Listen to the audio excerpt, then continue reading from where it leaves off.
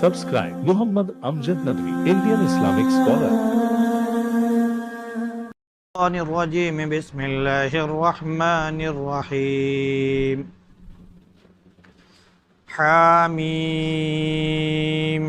تنزيل من الرحمن الرحيم كتاب فصلت آياته قرآنا عربيا لقوم يعلمون بشيرا ونذيرا فأعرض أكثرهم فهم لا يسمعون وقالوا قلوبنا في أكنة مما تدعونا إليه وفي آذاننا وقر ومن بيننا وبينك حجاب فاعمل إننا عاملون.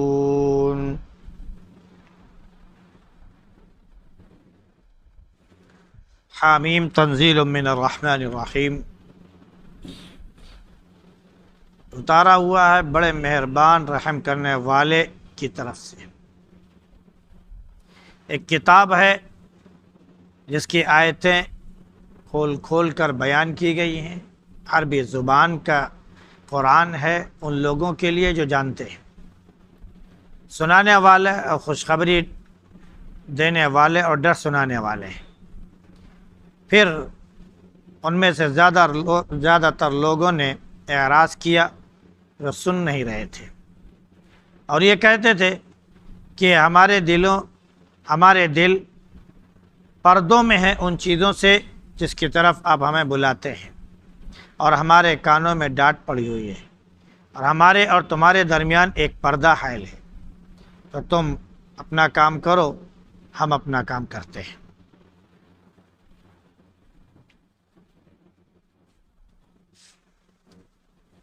یہ سورہ حامیم سجدہ ہے یا یہ سورہ فصلت ہے؟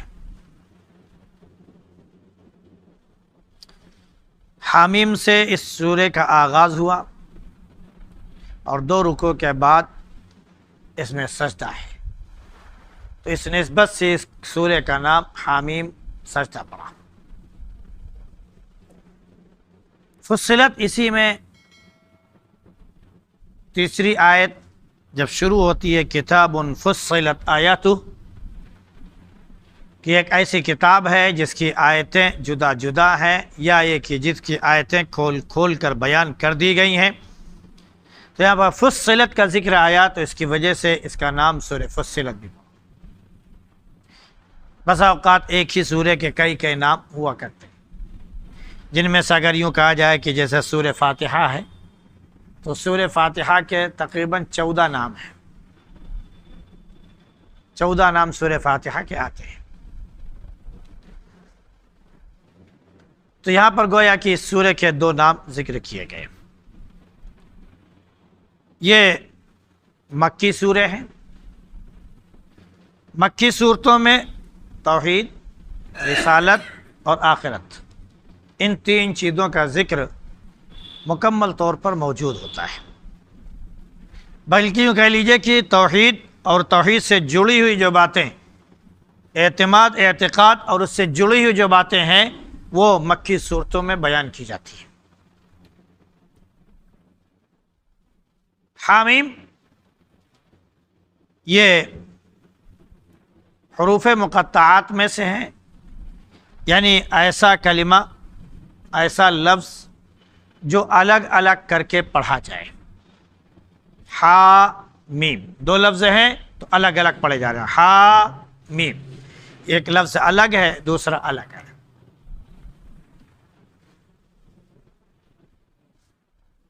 معنی کے اعتبار سے بعض مفسرین نے کوشش تو کی ہے کہ جو حروف مقطعات ہیں ان کے معنی تلاش کرنے کی اور ان کے معنی ڈھونڈنے کی انہوں نے کوشش کی ہے، لیکن کوئی ضروری نہیں ہے کہ وہ معنی بالکل صحیح ہوں، قریب تر بھی ہوتے ہیں کبھی کبھی، لیکن صحیح بات یہ ہے جو میرے آقا نبی کریم صلی اللہ علیہ وسلم نے فرما دیا کہ جو حروف مقطعات ہیں قرآن کریم میں، ان کا مفہوم اللہ ہی بہتر جانتا ہے، کوئی دوسرا نہیں جانتا ہے۔ اگر ہم حامیم کو تھوڑا سا الگ الگ کریں تو ہا سے اللہ کے جو صفاتی نام آئیں گے جیسے حلیم ہے وغیرہ وغیرہ، اس طرح کے بہت سے نام آتے ہیں اللہ کے، تو وہ سب مراد ہیں کہ گویا اس سے مراد اللہ ہے۔ اور میم سے محمد، یعنی اللہ پر بھی ایمان اور نبی پر بھی ایمان ضروری ہے۔ پھر اس کے بعد کہا گیا کہ یہ کتاب ہے جو اللہ کی طرف سے نازل کی گئی ہے، تو اللہ کی کتاب پر بھی ایمان ضروری ہے۔ پھر ایمان کا ذکر ہوتا ہے جو آخرت سے اور دیگر تمام چیزوں سے گویا تعلق رکھتا ہے، تو اس پر بھی ایمان ضروری ہے۔ تو توحید رسالت وغیرہ مکی صورتوں میں بدرجہ اتم موجود ہے۔ تو اللہ نے فرمایا کہ تنزیل من الرحمن الرحیم، گویا کہ اس سے قرآن کریم کی عظمت بیان کر دی گئی کہ یہ اللہ کی طرف سے نازل کردہ کتاب ہے، یہ دنیا میں کسی شخص نے نہ لکھی ہے، نہ اپنی طرف سے تحریر کی ہے، نہ بنائی ہے، بلکہ یہ اللہ کی طرف سے نازل کی ہوئی کتاب ہے۔ اب جب اللہ کی طرف سے ہے تو بہرحال اس کا ایک مقصد بھی واضح ہے۔ مقصد کیا ہے کہ لوگوں کو ہدایت مل جائے، بلندی مل جائے، رب سے تعلق قائم ہو جائے، اللہ پر ایمان سب کا بحال ہو جائے وغیرہ وغیرہ۔ قرآن کی عظمت اس لیے بیان کی گئی کہ رحمان اور رحیم کی طرف سے یہ نازل کی ہوئی کتاب ہے، ایسی کتاب جس کی آیتیں الگ الگ بھی ہیں اور کھول کھول کر بیان کی گئی ہے۔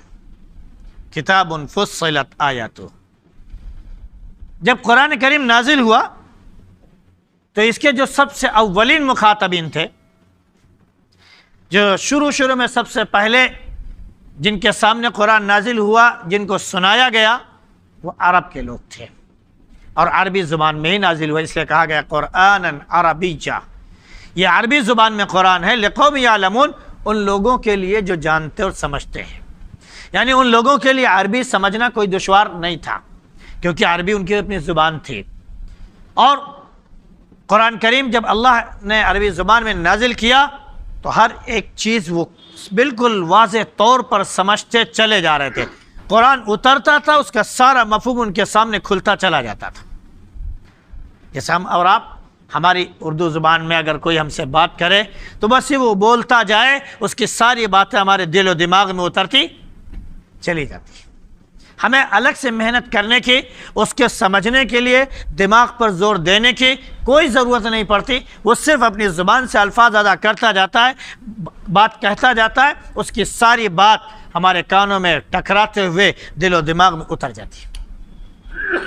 تو عربی زبان میں قرآن نازل ہوا تو عربی کے بڑے فصیح و بلیغ لوگ تھے، وہ عربی زبان پر ان کو بڑی قدرت اور دسترس حاصل تھی، لہذا عربی زبان میں جب قرآن نازل ہوا تو ایک ایک چیز کو انہوں نے اچھی طرح سمجھ لیا۔ تو اللہ نے فرمایا کہ اولین مخاطبین وہ ہیں، پھر بعد میں ساری دنیا کے لیے قرآن رائٹ کر دیا گیا، کیونکہ ساری دنیا کے لیے ہوا۔ لیکن اب ساری دنیا کے لوگ یہ کہیں کہ بھائی ہماری زبان عربی نہیں ہے، ٹھیک ہے عربوں کے یہاں نازل ہوا، عربوں نے سمجھا، لیکن ہماری زبان تو عربی نہیں ہے، اسے اردو میں ہونا چاہیے تھا، اسے انگلش میں ہونا چاہیے تھا، اسے فارسی میں ہونا چاہیے تھا، اسے منگلہ میں ہونا چاہیے تھا، کسی اور زبان میں ہونا چاہیے تھا۔ اللہ رب العزت نے اس قرآن کا ایک اعجاز یہ بھی عطا فرمایا کہ قرآن کریم تقریباً ہر زبان میں اس کا مفہوم موجود ہے، ہر زبان میں۔ یہی ایک کتاب ایسی ہے جس کی ساری دنیا میں جتنی بھی زبانیں ہو سکتی ہیں، کہہ لیجیے ساری زبانوں میں قرآن کریم کا ترجمہ، اس کا مفہوم موجود ہے۔ ہاں، قرآن کریم کی جو عبارت ہے، اس کے جو الفاظ ہیں، عربی تھی اور عربی ہے، قیامت تک عربی ہی رہے گی۔ بعد میں آنے والوں کے لیے آسانی کر دی گئی، چنانچہ اگر آج دیکھا جائے انگریز جو اسلام کے دشمن، یہود نصارہ جو اسلام کے سخت ترین دشمن اور بہت سخت ترین دشمن ہیں، ہمیشہ ان کی کوشش ہوتی ہے کہ اسلام میں نقطے پیدا کریں، اسلام میں کوئی نقص پیدا کریں، اور اس کے بعد پھر لوگوں کو جو ہے اکسائیں کہ دیکھو تمہارے اسلام میں جو ہے یہ غلط بات پیش کی گئی ہے، یہ غلط طریقہ پیش کیا گیا ہے، وغیرہ وغیرہ۔ اس کے لیے غیر 18 گھنٹے مسلسل وہ مطالعہ کرتے ہیں، اسٹڈی کرتے ہیں، اور ان کو اسی کا معاوضہ دیا جاتا ہے۔ وہ عربی زبان ہم سے اچھی جانتے ہیں، وہ قرآن کا مفہوم ہم سے اچھا سمجھتے ہیں، قرآن کے کیڑے وہ اتنا بن گئے ہیں کہ ہم لوگ سوچ بھی نہیں سکتے کہ ان کا مطالعہ ہی 24 گھنٹے اسی پر ہوتا ہے. نئی پرانی کتابیں جتنی بھی موجود ہوں، جو مخطوطات ہوں، وہ جو موجودہ دور کے لکھی ہوئی کتابیں ہوں، وہ جو پہلے کی لکھی ہوئی کتابیں، وہ جو ماخذ ہیں، وہ جو عمومی طور پر عوام کے لیے لکھی گئی، وہ ساری کتابوں پر ان کی گہری نظر ہوتی ہے. پھر اسی سے ایک چھوٹا سا نقطہ ڈھونڈتے ہیں اور اس کے بعد شوشہ چھوڑ دیتے ہیں. تمام دنیا کے مسلمان اس کے پیچھے پڑ پلتے ہیں، بالکل پل پڑتے ہیں، کود پڑتے ہیں، آگے پیچھے کچھ نہیں سوچتے ہیں، پیچھے وہ پھر دوسری سازش شروع کر دیتے ہیں. تو قرآن عربی زبان میں ہونے کے باوجود بھی غیر عربی والے قرآن کو زیادہ اچھا سمجھتے ہیں. یہ ایک الگ بات ہے کہ اسلام قبول کرتے ہیں نہیں کرتے ہیں، قرآن کی ہدایت پر عمل کرتے ہیں نہیں کرتے ہیں، یہ ایک الگ معاملہ ہے. لیکن صحیح بات یہ ہے کہ اگر دیکھا جائے تو عربوں سے کہیں زیادہ قرآن کی اور حدیث کی خدمت کرنے والے جو لوگ دنیا میں ہیں وہ عرب نہیں تھے، وہ عرب کے علاوہ تھے. وہ عرب کے علاوہ تھے. امام بخاری کون تھے؟ کہاں کے تھے؟ بخارا کے تھے. بخارا کہاں ہے؟ عراق میں بغداد کا ایک ایریا تھا، وہ بخارا وہاں پڑتا ہے. بغداد عرب نہیں ہے، عراق عرب نہیں ہے. وہ تو آج چونکہ صحابہ جب وہاں پر پہنچ گئے تو انہوں نے عربی وہاں پر پیدا کرا دی. عربی بولنا، عربی لکھنا، عربی سوچنا، سب کچھ ان کو سکھا دیا تو عربی ان کی زبان بن گئی. لیکن عرب نہیں ہے. مصر عرب نہیں ہے، سیریا عرب نہیں ہے. لیکن بعد میں یہ عربوں میں جڑتے چلے گئے. آج 57 ملک عرب کہلاتے ہیں، اسلامی ملک کہلاتے ہیں، لیکن حقیقت میں وہ عرب نہیں ہے. عرب تو بس وہ ہے جو حجاز مقدس کہلاتا ہے، اصل وہ عرب ہے. پھر عربی پوری دنیا میں بولی جانے لگی. آج ہندوستان کے کسی شہر میں چلے جائیے، کسی قصبے میں چلے جائیے، یہاں تک کہ تقریباً گاؤں میں بھی آپ چلے جائیں تو عربی زبان کا جاننے والا آپ کو ملے گا انشاءاللہ. ملے گا انشاءاللہ آپ کو عربی زبان کا جاننے والا، جو آپ کو عربی زبان سے قرآن کا مفہوم نکال کر آپ کو اردو زبان میں، آپ کی زبان میں بتانے والا ہوگا. اللہ نے ایک سلسلہ قائم کیا. تو لقوم یعلمون ایک طرف سے خصوصیت ہے کہ عربوں کے اولین مخاطبین ان کو بنایا گیا تھا، اور دوسری طرف اس میں عمومیت ہے کہ تمام لوگوں کے لیے عربی زبان موجود ہے. وہ سیکھ کر اگر چاہیں تو عربی وہ قرآن کا مفہوم سمجھ لیں، نہیں تو جو عربی جاننے والے ہیں ان کے ذریعے سے، ان کی بدولت اپنی زبان میں قرآن اٹھائیں اور پڑھیں اور قرآن کی ہدایت پر عمل کرنا شروع کر دیں. تو قرآن کے اعجاز کھلے طور پر موجود ہے. اللہ نے اپنے حبیب صلی اللہ علیہ وسلم کو بشیر اور نذیر بنا کر بھیجا. یعنی جو مان لے اس کے لیے خوشخبری، جو نہ مانے اس کے لیے وعید اور نذیر. لیکن زیادہ تر لوگوں نے اس وقت بھی نہیں مانا، انکار کر دیا اور آپ کی بات نہیں سنا کرتے تھے، بلکہ کیا کہتے تھے؟ ہمارے دل پردوں میں ہیں اور ہماری کانوں میں ڈانٹ پڑی ہوئی ہے اور میرے اور آپ کے درمیان پردہ حائل ہے، وغیرہ وغیرہ. لہذا آپ اپنا کام کیجئے، ہم اپنا کام کر رہے ہیں. ایک یہ ہوتا ہے کہ قرآن سن کر سمجھے اور اس پر عمل کرے. ایک یہ ہے کہ قرآن سنے اور انسنی کر دے. ایک یہ ہے کہ قرآن سنے، نصیحت کی باتیں سنے، پھر اس کے بعد ایسے تیکھے سخت ترین جملے، ایسے فقرے کیسے کہ نصیحت کرنے والا وہ تنگ آ جائے اور مایوس ہو جائے کہ یہ لوگ بات سننے والے نہیں ہیں. تو تینوں الگ الگ طریقے ہیں. سب سے بدتر کون ہے؟ جو نصیحت کی بات، قرآن کی بات سننے کے بعد کہیں کہ ہمارے دل پردوں میں ہیں، ہمارے کان میں ڈانٹ پڑی ہوئی ہے، روئی ہم نے ٹھوس لی ہے، ہم نے سنتے نہیں ہیں، اور ہمارے اور آپ کے درمیان پردہ حائل ہے، ایک دیوار حائل ہو گئی ہے، آپ ادھر رہو ہم ادھر رہیں، ہم سے اس سے کوئی واسطہ نہیں، وغیرہ وغیرہ. تو وہ ایسے چبھتے ہوئے جملے ہیں کہ نصیحت کرنے والا مایوس ہو جاتا ہے. نبی کریم صلی اللہ علیہ وسلم نے ان کے چبھتے ہوئے فقرے اور جملے سنے تو آپ بھی مایوس ہو گئے. مختلف باتیں ہیں. اللہ کے نبی صلی اللہ علیہ وسلم نے جب عربوں کے سامنے جو سرداران تھے، قریش کے سرداران اور دیگر سرداران، جب ان کے سامنے کلام پاک پیش کیا تو ساتھ میں آپ نے بھی فرمایا کہ آپ اللہ کے کلام کو مان لیجئے سن لیجئے، اس پر عمل کر لیجئے، پورے عرب کے آپ سردار بن جائیں گے۔ تو وہ چھوٹے سردار تھے، قوم کے سردار تھے، قبیلے کے سردار تھے، ایک چھوٹے سے ایریے کے سردار تھے، تو سرداری چھوٹی سے ان کو حاصل تھی، تو بڑی سرداری کی طرف ان کو امید نہیں تھی، تو جملے کہتے تھے ارے سردار تو ہم تو پہلے سے موجود ہیں، ارے قرآن مان کر کیا سردار بن جائیں گے جی، اب کیا سرداری ملے گی، تو سرداری میرے پاس تو پہلے سے موجود ہے، جاؤ میاں کہیں اور کام کرو۔ اللہ کے نبی صلی اللہ علیہ وسلم نے کیا فرمایا؟ قرآن کی بات پر عمل کر لو، سن لو، سمجھ لو، یقین کر لو، اللہ پر ایمان لے آؤ، پورے عرب کے تم سردار بنا دیے جاؤ گے۔ وہ ان کے سمجھ میں نہیں آیا کہ نہیں جائیے آپ اپنا کام کیجیے۔ ابو جہل اٹھا، اس نے کہا کہ محمد آپ جو ہم کو بات بتا رہے ہیں یہ بات ہمارے دل میں اترتی نہیں ہے۔ فوراً اس نے ایک چادر اٹھائی اور چادر پھیلائی، اللہ کے نبی صلی اللہ علیہ وسلم کے درمیان اپنے درمیان چادر کر دی، کہا دیکھو محمد میرے تمہارے درمیان پردہ ہے، تم پردے کے ادھر ہم پردے کے ادھر، تمہاری بات ہماری سمجھ میں نہیں آتی، نکلو یہاں سے۔ کچھ لوگوں نے کہا ارے محمد آپ جو بات کہہ رہے ہو یہ ہمارے پلے اولے نہیں پڑتی، یہ سمجھ میں نہیں آ رہی، کچھ سنائی انائی نہیں پڑتا ہمیں۔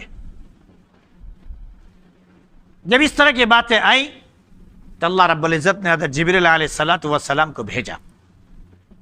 جبریل علیہ السلام آئے اور اللہ کے نبی صلی اللہ علیہ وسلم کو تسلی دی، کہا یہ سب ڈھونگی ہیں، یہ سب ڈھونگی ہیں، یہ سب جھوٹ بولتے ہیں کہ ہمارے کانوں میں ڈانٹ ہے، ہم کو سنائی نہیں پڑتا ہے، ہمارے تمہارے درمیان پردہ ہے اس لیے ہمیں دکھائی نہیں پڑتا ہے، اور وغیرہ وغیرہ، ہم تمہاری بات سن نہیں پاتے ہیں، سمجھ نہیں پاتے ہیں، کیا کہتے ہو کیا نہیں کہتے ہو، یہ سب جھوٹ بول رہے ہیں۔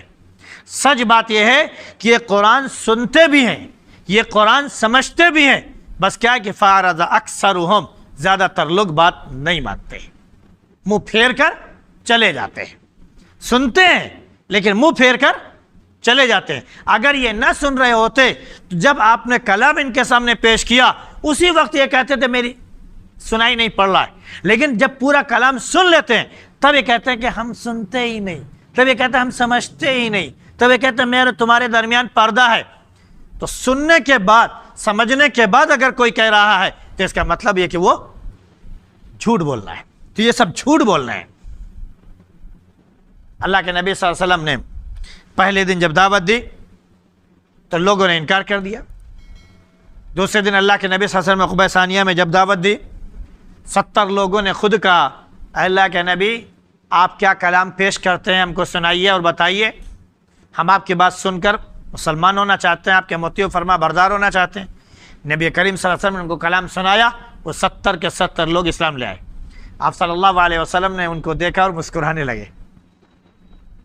ان میں کچھ وہ بھی تھے جو اجنبی تھے، جو بعد میں آئے تھے، کچھ وہ بھی تھے جو پہلے دن موجود تھے اور سب کے ساتھ میں اسی رنگ میں رنگ کر واپس چلے گئے تھے، اور دوسرے دن آ کے کہہ رہے ہیں اللہ کے نبی ہم کو کلام سنائے، مسلمان ہونا چاہتے ہیں۔ تو آپ نے فرمایا کہ کل تو کہہ رہے تھے کہ ہم سنتے ہی نہیں ہیں، ہمارے آپ کے درمیان پردہ ہے، اور ایسے ہم سمجھتے نہیں ہیں، آج کیسے ہو گیا؟ کہنے مسلمان ہم جھوٹ بول رہے تھے، خود ہی کہا انہوں نے کہ ہم جھوٹ بول رہے تھے، اور جبریل علیہ السلام نے آ کے وہی بتا دی کہ یہ سب جھوٹ بول رہے ہیں، خود انہوں نے اعتراف بھی کیا۔ تو یہ سب باتیں جو ہیں ان کی وقالوا قلوبنا فی اکنۃ مما تدعون الیہ وفی آذاننا وقر ومن بیننا وبینک حجاب، یہ سب چیزیں کیا ہیں؟ صرف وہ باتیں ہیں جو کسی کو بہت زیادہ اذیت میں مبتلا کر دیں، کسی بھی خیر خواہ کا دل بالکل سے ڈبو دے اور اسے بالکل مایوس اور نا امید بنا دے کہ اب ان سے خیر کی کوئی امید نہیں کی جا سکتی۔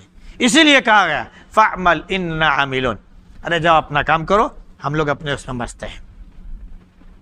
ان لوگوں نے کہا تھا، تو اللہ رب العزت نے بھی کہہ دیا جاؤ، کہہ دو تم اپنا کام کرو، ہم اپنا کام کرتے ہیں۔